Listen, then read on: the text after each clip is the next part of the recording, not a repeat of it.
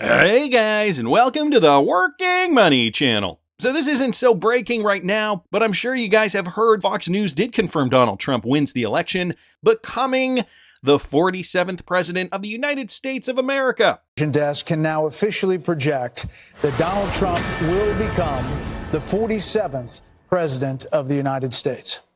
The former president's comeback will be complete with a win in Wisconsin, a state that he narrowly lost 4 years ago. He is now the second president in U.S. history to win non-consecutive terms. The first was Grover Cleveland in the late 1800s. Senator J.D. Vance will become the 50th vice president of the United States. Voters express deep frustration with the Biden administration, and former President Trump and the future President Trump overperformed in urban areas, particularly with men, proving that the strategy that they doubled and tripled down on over the course of the last few months absolutely succeeded and brought him back to the White House. And there you guys can see down there Donald Trump with 277, Harris with 226. And I'm sure you guys have noticed if you're in crypto, this has gotten the price of Bitcoin pumping. Yesterday we did see Bitcoin pumping during the election broadcasts overnight. It went from about 69,000 per BTC. Check out that volume bar. Very, very large volume bar. And it did go up almost 9%, 8.93%. Right now, though, we are trading in and around 74,003. So, guys, technically, we have not broken out past all-time high yet. 74,300. That is, well, pretty much flirting with all-time high here. Let me throw this back on the daily for you guys, and you can see that there.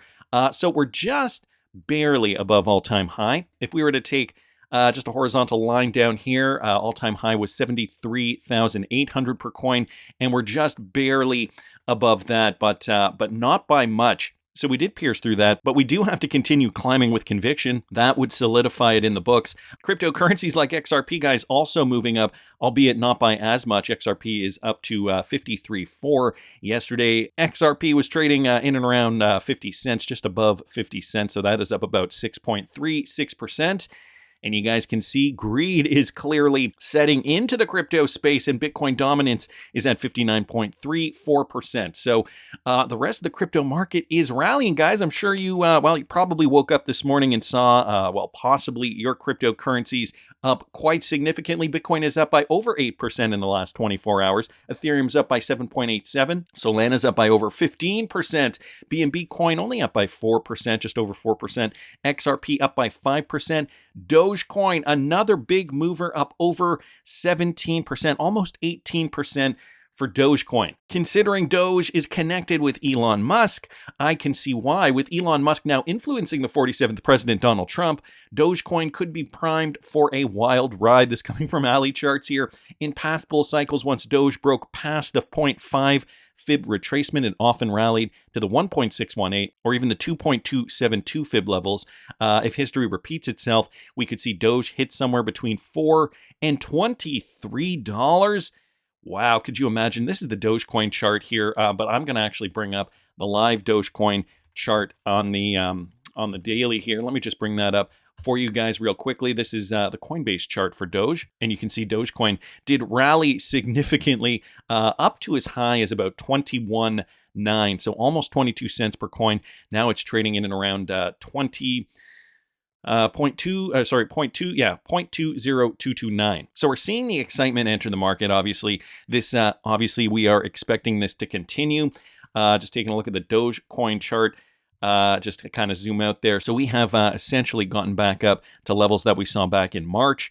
Unfortunately, we aren't seeing that mania phase yet, but guys, this is just the beginning. The election just happened last night, and so now this is the beginning of the end of the cycle. Ripple is in a great position right now regarding the SEC lawsuit, this coming from Anders. In my opinion, now it's clear that Trump is winning, and so these are some reasons why. I know some people in the XRP community did come out and discuss this. Trump has promised to fire Gary Gensler, as you guys probably remember from yesterday's video. This means a settlement in the case is possible if he's gone. Republicans are taking control of the Senate and likely to take control of the House of Representatives as well. Since Republicans are the pro-crypto party, it seems more likely a crypto bill will finally be passed in Congress. My guess is clear crypto rules could end the lawsuit. And even if the case would go all the way, Ripple appears to be in a strong position to win the appeal. So those are some other interesting points there that Anders makes. Katie here, bringing us a great AI-generated video. Guys, it looks like Gary Gensler could be getting his papers very, very soon. Boy, it's amazing how realistic that looks. Can you... I don't even know how AI does it, but it's amazing. It really is remarkable. Make America great again. Make crypto great again. Eleanor Turret even commenting at a dinner party in New York City. She just met a former SEC enforcement director who was there in the later half of the 80s. His eyes glazed over when I talked about crypto, but he perked up when I mentioned Gary Gensler's name, and he said this: absolutely nobody likes that guy. So you could imagine now that Trump is confirmed that he will become president in January, what that could mean for Gary Gensler's career. Metal Lawman here also commenting, not legal advice. He's just saying, he's retweeting out a tweet that he originally posted on May the 26th. I wouldn't settle any crypto case with the current SEC before seeing how the election turns out. Given what Trump and Kennedy are saying, I would expect a very different SEC under open-minded leadership like Hester Peirce or similar. For starters, I could imagine voluntary dismissals of crypto cases the Gary Gensler regime has initiated where there was no fraud and no victims. I would expect a return to the core mission of protecting investors rather than trying to achieve political objectives through enforcement. So this is just what Metal Lawman here was talking about back in May, and he's reiterating this. Who could replace the SEC chief? There are several new candidates who could potentially become the next chair of the SEC, and so as this Cointelegraph article states, Trump would likely have to live with Gensler for a while before someone new steps in. In the event of a Trump victory, a resignation wouldn't be surprising, though that decision rests solely on Gensler. On the Democrat front, though, Vice President and presidential candidate Kamala Harris has yet to state an official position on the SEC chair. However, there have been some hints at the possibility of a leadership change, leaving the door open for a shift in regulatory direction. So the other thing that I think many people are pointing to the obvious elephant in the room, Hester Peirce, the crypto mom, is what the industry wants. SEC Commissioner Hester Peirce is believed to be a potential contender to take Gensler's spot. Trump's assertive pro-crypto stance positions Peirce as an ideal candidate for a comprehensive crypto-friendly regulatory approach as the SEC chair. So I think we all kind of realize that while Hester Peirce would be the most reasonable candidate, but there's also Chris Giancarlo, crypto dad of Bitcoin futures. He was once the head of the CFTC, and now he's nicknamed Crypto Dad. So there's a photo of him there. So a couple of possible options there. Chris Brummer is also, a peaceful option for the Democrats. As they mention here, Chris Brummer would be a prominent candidate for Harris's administration. But, Harris didn't win, so maybe he's off the table now. Paul Atkins, a former SEC commissioner under the former George W. Bush administration, has emerged as a potential candidate for SEC chair in Trump's orbit.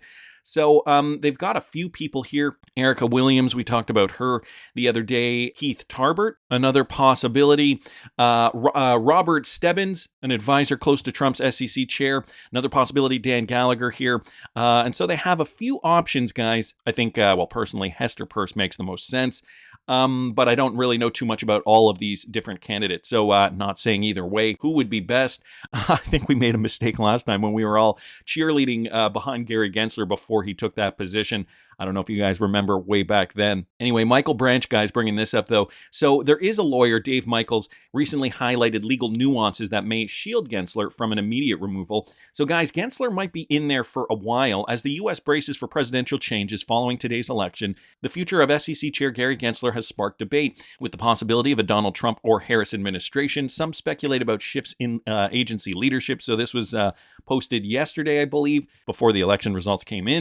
In a social media post, Michaels addressed the question of whether a change in the presidency would allow Donald Trump or Harris to remove Gensler from his role as SEC chair. He pointed out that the Supreme Court's 1935 decision in Humphrey's Executor versus United States protects independent agency heads, such as the FTC commissioners, from removal based solely on executive preference. So there is an actual court decision, Humphrey's executor versus the United States, that would prevent Gensler from leaving right away, prevent Donald Trump from just saying, "You're fired," and then firing him. So it protected an FTC commissioner from presidential removal.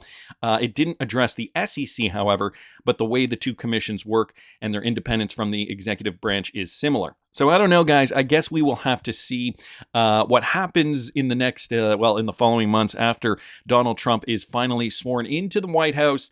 Gonna continue moving along. Unfortunately, John Deaton did not win his seat. Thank you, though, Mr. Deaton. You made us proud. You beat the hell out of Warren in the debates. Can't help stupid voters. This coming from Jungle Inc. here. Unfortunately, John Deaton did not win. Elizabeth Warren did win with 60.3% of the votes. John Deaton only getting 39.7%.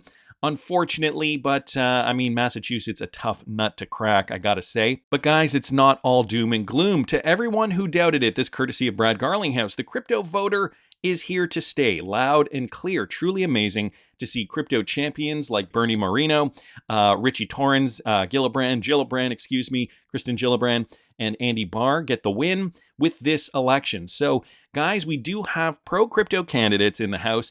Eleanor Turret also mentioning the night isn't over yet, but one thing is abundantly clear. Crypto showed up this election. House of Representatives are now represented by 219 pro-crypto candidates and only 106 anti-crypto candidates. Senate has 14 pro-crypto candidates and 9 anti-crypto candidates. So we're making progress, guys. We are making headway. So I wanted to thank Eleanor Turret, Brad Garlinghouse, Jungle Inc., Michael Branch, and everybody else involved in this morning's tweets. Metal Lawman, of course, Katie here, Anders, Ali from Ali Charts, and Good Morning Crypto. Now, there's been some trading going on behind the scenes. Big whales are hoarding 600 million XRP today, which is U.S. election day, and transferred it to an anonymous wallet. Kenny Nguyen pointing this out. So, guys, 1.586 billion XRP has been transferred, and the wallet is anonymous. So that's a huge amount. And usually when we do see this occurring for ODL, we generally know what wallet it's going to, and we generally know if it's an ODL exchange or not. That's a huge amount, says David Horn. When was the last time we had 1.6% of the entire supply move? What is cooking?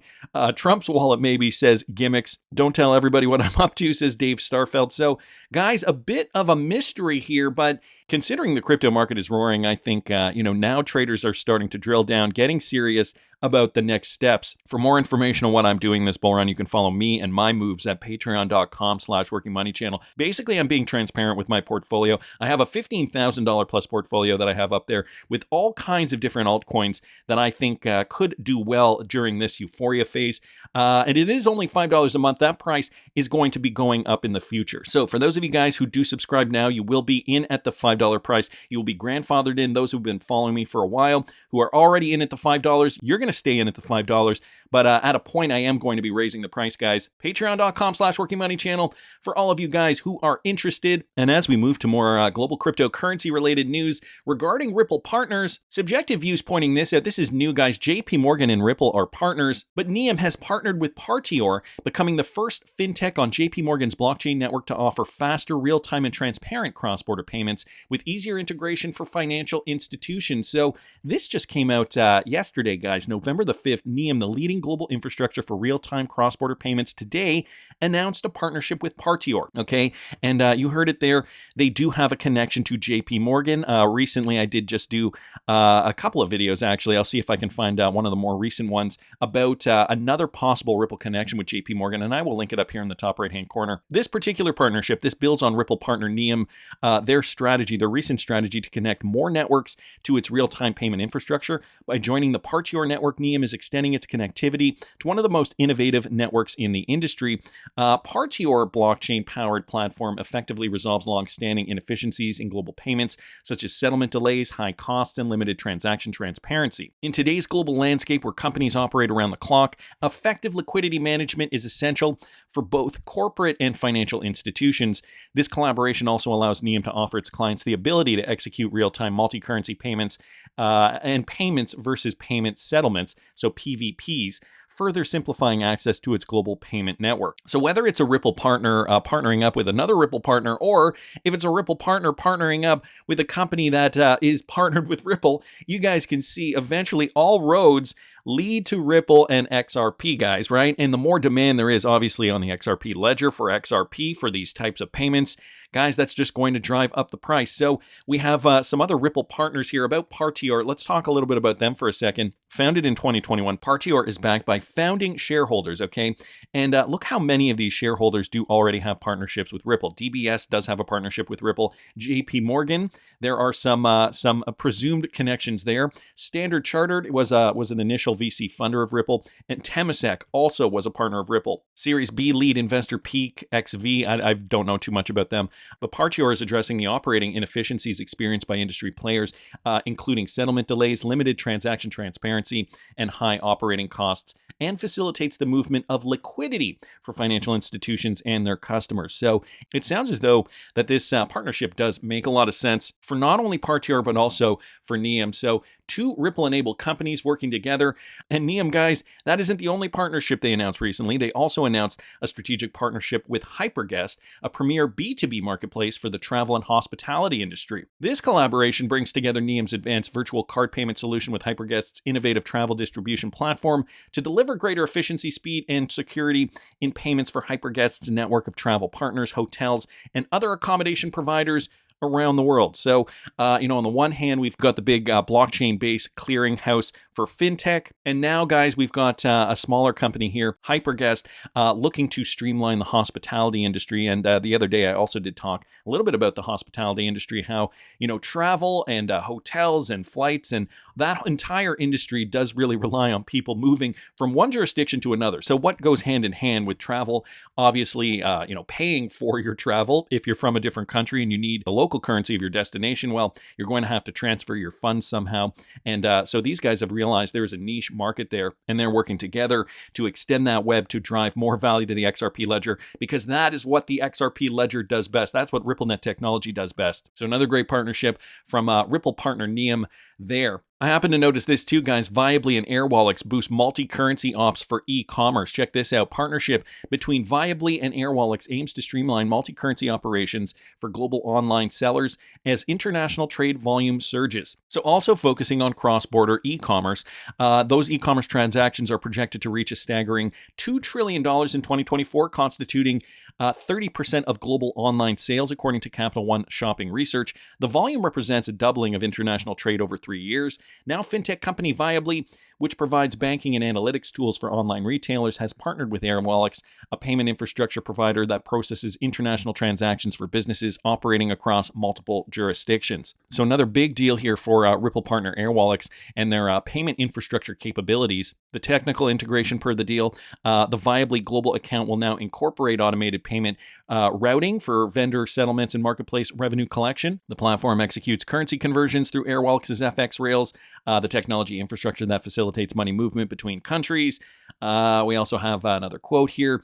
Basically, guys, more foundational integration that I think is going to be not just great for the commercial clients, but ultimately the end retail user in a lot of cases. And guys, these connections all add up, all add to that web that will add to the flywheel effect that will get more XRP demand up off the ground once we do have the regulation. And so, it all comes back to the regulation. What's going to happen now that we have a Republican majority in Senate, the House of Representatives also seeing a Republican majority.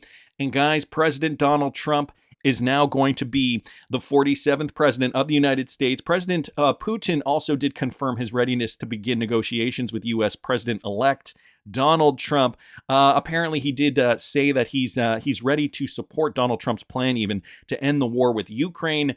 And so there's a 28-second clip just demonstrating that. I will link this tweet in the description of the video for you. The other thing, though, that I wanted to remind you, I don't know how long you guys have been in this space, but this old article did reveal ex-Ripple chief marketing strategist Corey Johnson. You guys remember Corey? He said Ripple discussed XRP with Trump's administration in the past. That would have been around 2018 or 2019, when Trump was in office during his first term. And so this will definitely spark new debates regarding, now that Trump's back in, right? It's been 4 years.